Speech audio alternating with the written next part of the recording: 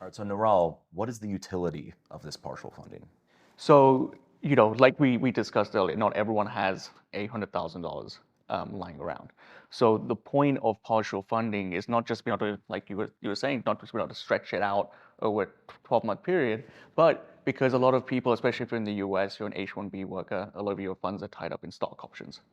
So you can invest whatever you have liquid right now, and then sell those stocks down the line. I see. Yeah, it gives you flexibility, Flexibility. right? So We, there's different ways that it can come into play, right?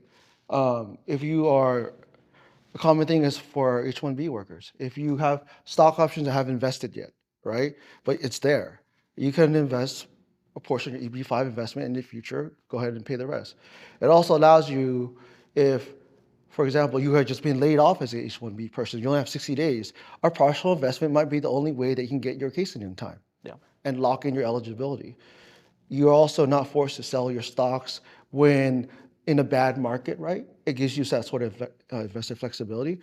If you are in India or Vietnam or any of these countries with currency restrictions, it also allows you to essentially file your case first and then figure out how to fund the rest later on. It allows you a tremendous option.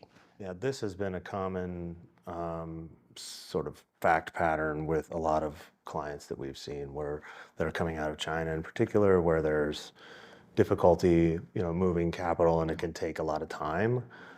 It allows you to get the filing on, done and, up with the service, so that clock is ticking while you're aggregating the last, X $100,000 that you still have to move, or while you're selling an asset that's illiquid. We talked about stock options. We often see people may have a home that they need to mortgage, or a second home or some real estate asset that they need to sell, and that doesn't happen overnight. That might take 6 months, and so it can facilitate that And sort of bridge period. And to add to that, just to make it clear, EB-5 is not a wait and see sort of program. Because you have these flexibilities doesn't mean like, oh, I'm going to invest $400,000 right now, and then I'll see if I even want to do this.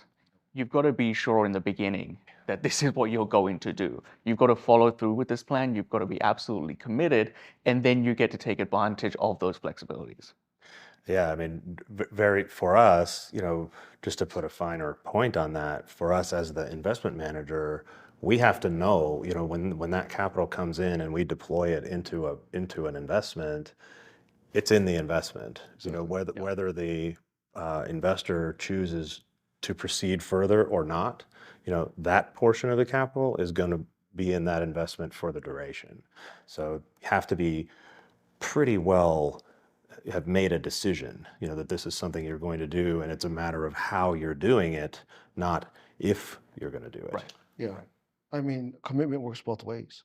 So we tell investors, if you reach out and you do this, right?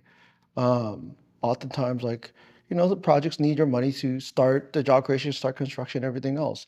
And usually there's an EB-5 loan that must close at some point in the future, right? You can't just hold it out indefinitely. And for our investors, when we screen you, we tell you the same thing, right? No one likes to hold it open for that long. So, And not to mention, your money has to be invested. yeah. And in order for you to get the immigration benefits, your money actually has to be invested. It can't just sit around.